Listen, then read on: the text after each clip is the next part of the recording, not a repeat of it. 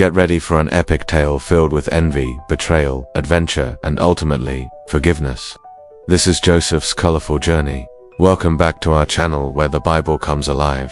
We bring you the most exciting and intriguing stories from the Word of God, so you can understand its timeless truths and apply them to your life today. If you're new here, hit that subscribe button to join our growing family. Now let's dive into the incredible story of Joseph and his journey from a coat to slavery to power. Imagine being betrayed by your own brothers, sold into slavery and falsely accused in a foreign land. That was the reality for Joseph, the 11th son of Jacob. But despite all the challenges he faced, Joseph's story is one of triumph and resilience. He went from being a slave to becoming the ruler of Egypt, all because of his ability to forgive, trust in God's plan, and interpret dreams. So why exactly were Joseph's brothers so jealous? Well, picture this. Jacob had two wives, Leah and Rachel, and they couldn't have children, so they made a deal. Leah would stay with Jacob, but Rachel would go to live with Laban, her father, until she had a son. When she did, she gave him to Laban, who then gave him back to Jacob after 14 years. And guess what? Rachel also gave birth to Joseph. So Jacob favored Joseph more than any of his other sons. To make matters worse, Joseph was known for his beautiful coat, which symbolized his father's love and attention. Can you imagine how envious his brothers must have felt? They saw Joseph's special status as a threat, leading them to plot against him. Then came the fateful day when Jacob sent Joseph to check up on his brothers, who were tending their flocks near Dothan. Little did Joseph know that his brothers were waiting for him in an ambush. As soon as he arrived, they stripped him of his colorful coat and threw him into a deep pit. But they couldn't agree on what to do next. Judah suggested selling him to traders passing by, while Reuben wanted to save Joseph's life. Eventually, they decided to sell him to a passing band of Ishmaelite merchants for 20 pieces of silver and some clothes. Meanwhile, a man named Potiphar, an official of Pharaoh, the ruler of Egypt, arrived in the area looking for fine merchandise. And guess what? He saw Joseph and bought him, not realizing that he was actually Jacob's son. Potiphar brought Joseph to work in his house, where he quickly became the manager of his entire household. Joseph's diligence and trustworthiness made him indispensable to Potiphar, but as time passed, something unexpected happened. Potiphar's wife took notice of Joseph's good looks and tried to seduce him. She kept coming on to him, but Joseph firmly rejected her advances. One day, driven by anger and lust, she grabbed Joseph's coat and flung herself on him. When Joseph resisted her, she screamed for help. Hearing her cries, Potiphar's guards rushed in, grabbed Joseph and threw him into prison without giving him a chance to explain himself. In the depths of his despair, Joseph cried out to God, pouring his heart out in prayer. Suddenly, something remarkable happened. The Lord Almighty blessed Joseph, enabling him to win the trust of the prison guards. As a result, Joseph was put in charge of all the prisoners, given food and clothing, and allowed to enjoy all the comforts of prison life. It wasn't long before two fellow prisoners, the cupbearer and the baker, became particularly close to Joseph.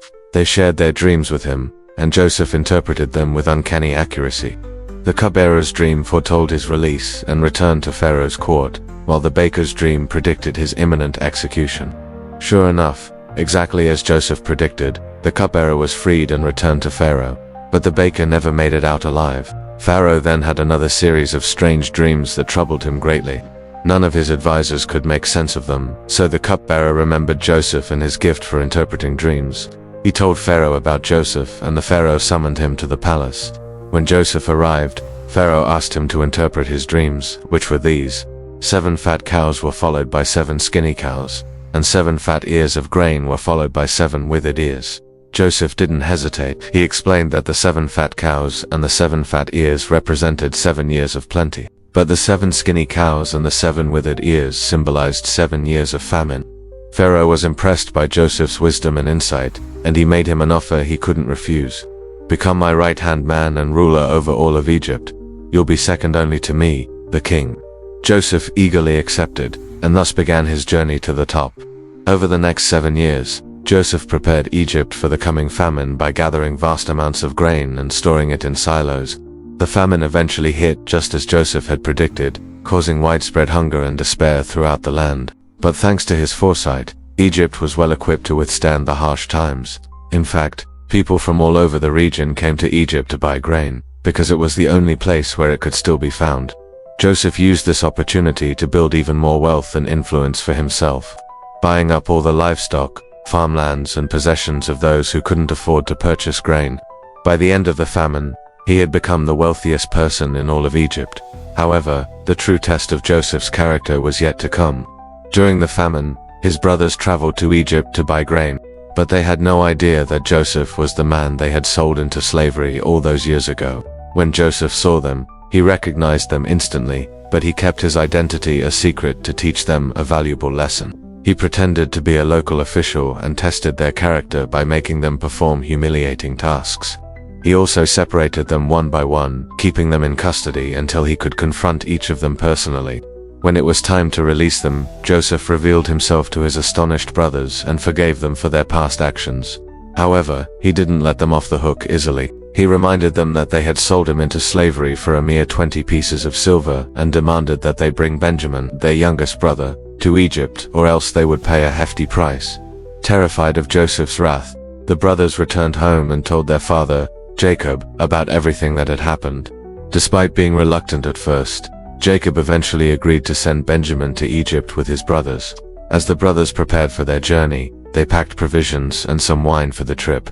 But upon arriving in Egypt, they were thrown into prison. Their offense, stealing a cup from the viceroy's residence, they were dragged before Pharaoh, who was furious about the theft. The brothers were hopeless until Judah stepped forward and begged Pharaoh for mercy. He reminded Pharaoh that they had come to buy food for their dying families and pleaded for them to be shown compassion. Judah even offered to stay behind as a slave in place of his brothers, if they were to be put to death. Hearing Judah's plea, Pharaoh's heart softened and he decided to forgive his brothers and set them free. Then he summoned Joseph to his court. At first, Joseph kept his distance, pretending not to recognize his brothers, but eventually he revealed himself to them once again and forgave them for what they had done. Joseph knew that his brothers had acted out of jealousy and anger, and he understood that they had repented of their actions. He embraced them warmly and welcomed them to Egypt. After sharing a joyful meal together, Joseph led his brothers back to their homeland. On the way, they stopped at the city of Sukkot, where they stayed for 3 days. After that, they continued their journey until they reached the border of Goshen, where they settled. Soon, Jacob joined his sons and grandsons in Goshen, and his family thrived in the fertile land provided by Joseph. And that essay wrap on Joseph S.'s incredible journey from a neglected and abused slave to the powerful ruler of Egypt. What a story, right? Let us take a moment to unpack some of the profound lessons we can learn from Joseph S.'s life. First off, Joseph's story reminds us that even when we face the darkest moments in our lives, like being betrayed by our own brothers and sold into slavery, we should never lose hope. Joseph's faith in God never wavered, and he trusted that everything would work out according to God's plan. Even in prison, he maintained his integrity and faithfulness to God.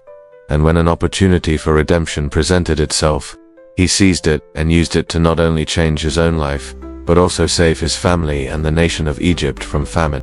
Next, we see that Joseph's ability to forgive played a crucial role in his success. When he finally revealed himself to his brothers and they admitted their wrongdoing, Joseph could have held on to his anger and resentment. Instead, he chose to forgive them and give them a second chance. This act of forgiveness set him free from the burden of hatred and allowed him to move forward with his life. Moreover, Joseph's story highlights the importance of embracing challenges and opportunities that come our way. When he was falsely accused by Potiphar's wife and thrown into prison, he could have given up, but instead he made the best of his situation and won the trust of the prison guards. This positive attitude helped him gain favor in the eyes of Pharaoh, and ultimately paved the way for his rise to power. Finally, we can learn from Joseph's unwavering belief in himself. Despite facing countless obstacles, including being sold into slavery, falsely imprisoned and separated from his family, Joseph never lost sight of his goals and values. He remained hopeful and confident that things would eventually work out for the best. And that brings us to the end of Joseph's amazing journey. We hope you enjoyed listening to this Bible story as much as we enjoyed bringing it to you. Remember, no matter what challenges you face in life, never lose hope, forgive others, embrace opportunities, and believe in yourself. If you'd like to hear more inspiring Bible stories, don't forget to like and subscribe. Thanks for watching, and we'll see you next time. Please subscribe to Storiesvd. Thank you very much.